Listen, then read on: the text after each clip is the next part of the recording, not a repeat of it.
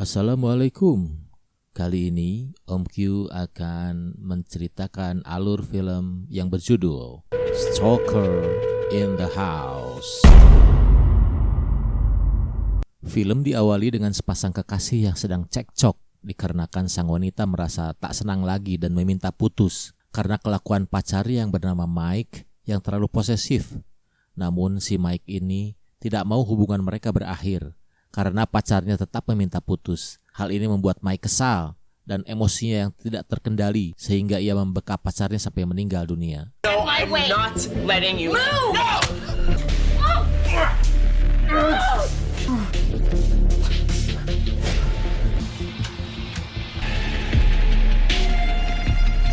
Beberapa hari kemudian Mike mendapat kesempatan berkencan dengan seorang wanita, sebut saja Mira, melalui aplikasi online.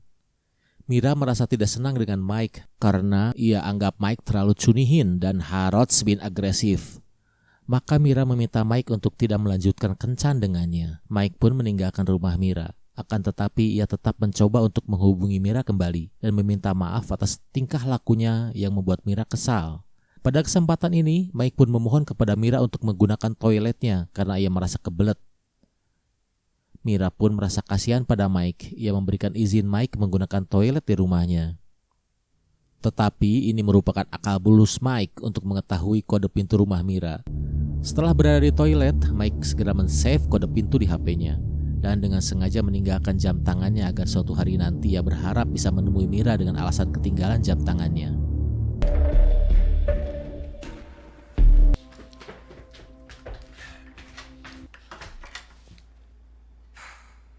Benar saja, keesokan harinya Mira menemukan jam tangan itu dan ia pun segera menghubungi Mike untuk mengambilnya. Mike yang sengaja menunggu di mobil tak jauh dari rumah Mira segera mendatangi rumahnya. Setelah mendapatkan jam tangannya, Mike bukannya segera pergi, malah ia mengajak Mira minum anggur yang dibawanya sebagai rasa penyesalan. Mira pun dengan terpaksa mengizinkannya masuk ke rumah. Mike yang terobsesi untuk mengencani Mira berusaha merayu dengan berbagai cara. Namun karena Mira yang telah sebel kepadanya, meminta Mike untuk segera meninggalkan rumah. Mike memutuskan untuk meninggalkan rumah Mira. Dan pada saat itulah salah seorang tetangga Mira datang karena ia mendengar suara keributan dan ingin memastikan keadaan baik-baik saja. Pada malam harinya, Mira dengan tetangga prianya itu masih terlihat asik ngobrol. Karena hari sudah larut, ia pamit pulang. Mike yang masih merasa dendam dan cemburu karena ia menyangka pria itu adalah pacarnya Mira. Setelah ia melihat pria itu keluar, Mike segera mengikutinya. Kesempatan ini tidak disia-siakan Mike mencekiknya sampai koin. Pada suatu hari, Mike yang telah mengetahui kode pintu secara diam-diam mendatangi rumah Mira. Mira sedang menggosip dengan temannya yang bernama Mawar. Mawar berniat untuk menjodohkan seorang pria kepada Mira yang ia anggap cocok untuk Mira. Pria itu bernama Eric. Mike yang mendengarkan perbincangan mereka tentu saja menganggap Mawar akan menghalangi cintanya dengan memperkenalkan Eric kepada Mira. I officially have a date with Nicholas. Sweetie, always. I think you'll make a fine therapist. Benar saja, di saat Mawar hendak pulang, ia dicegat dan diancam oleh Mike dan menyuruhnya untuk mematuhi segala perintahnya. Tanpa babi bu, Mawar pun ia habisi tanpa belas kasihan sampai koit.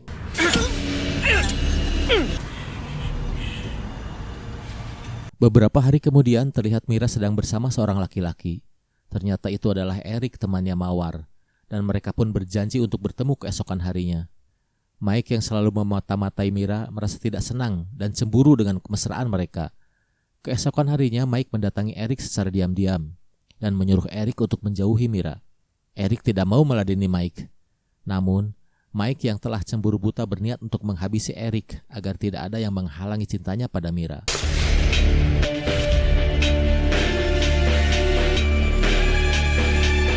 Pada suatu malam di saat Mira sedang menunggu Eric yang tak kunjung datang dan menepati janjinya untuk kencan malam itu, Mira tidak tahu kalau Eric sudah koit di tangan Mike dan Mike mengetahui dari ponsel milik Eric. Tentu saja kesempatan ini tidak disia-siakan olehnya untuk mendatangi Mira. Mira yang kesal karena kencannya gagal dengan Eric mempersilahkan Mike masuk. Mike yang kegirangan dengan sekuat tenaga berusaha untuk memikat hati Mira. Usahanya pun berhasil. Dan sepertinya Mira menikmati setiap candaan dan rayuan Mike, atau karena pengaruh alkohol yang diminumnya. Pada suatu kesempatan, ketika Mike berusaha untuk merayunya, Mira seolah-olah membiarkan Mike dan tidak ada penolakan sama sekali seperti sebelumnya. Dan terjadilah hal yang terjadi. You seem tense. Come on. How's that? Do you remember what happened last time? Mira merasa menyesal telah berhubungan kembali dengan Mike. Ia merasa telah mengkhianati Mawar untuk menjauhi Mike. Ternyata Mira belum mengetahui kalau Mawar telah koit di tangan Mike. Mike yang selalu memantau Mira dan menganggap Mira telah menyukai dirinya mengajak Mira untuk bertemu. Namun Mira yang merasa dirinya tidak pernah menyukai Mike berusaha untuk menolak Mike secara halus dengan alasan ia sedang menunggu teman lamanya. Mike tidak mempercayainya begitu saja. Ia mendatangi rumah Mira dan masuk karena ia sudah mengetahui kodenya. Benar saja Mira telah kedatangan seorang pria, namun ia bukanlah temannya melainkan mantan kekasihnya yang bernama Gary.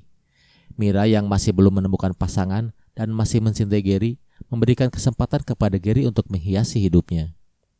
Mike yang melihat keadaan mereka berdua bermesraan, merasa cemburu, tidak kuat melihat adegan itu. Ia pun segera meninggalkan rumah Mira dan mengambil lotion. Gile benar.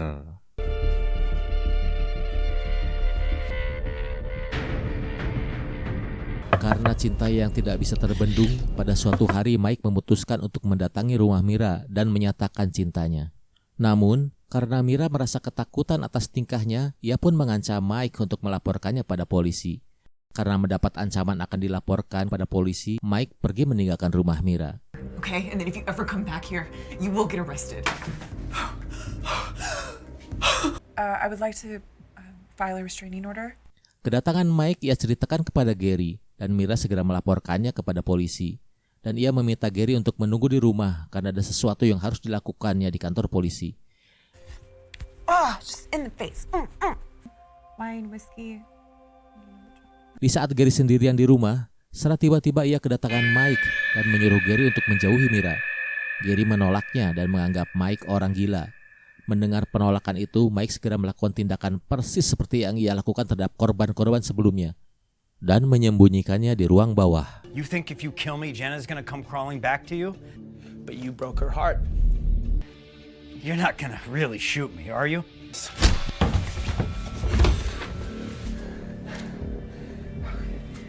Beberapa saat kemudian Mira pulang, alangkah kagetnya setelah ia mengetahui Mike telah berada di rumahnya dan sedang memegangi pistol. Dalam hatinya, Gary telah koit oleh Mike. Mike mengatakan Gary telah pulang ke kotanya. Mike meminta Mira untuk menerima dirinya. Mira walaupun dalam ketakutan mencoba untuk merebut pistol dari tangan Mike. Ia berhasil merebutnya, namun pistol itu berhasil Mike rebut kembali. Melihat Mira yang mencoba membunuhnya, sikap Mike pun berubah. Yang tadinya cinta, kini perasaan itu hilang. Kini menjadi benci dan penuh rasa amarah. Mira yang dalam ketakutan meminta izin untuk ke toilet. Mike pun memperbolehkan dengan ragu. Mike tidak tahu apa yang dilakukan oleh Mira di dalam toilet.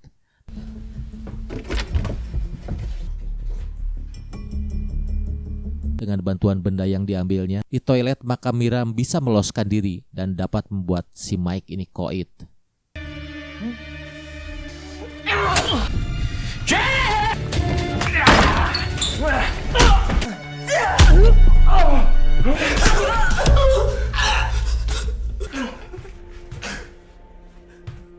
What's your emergency?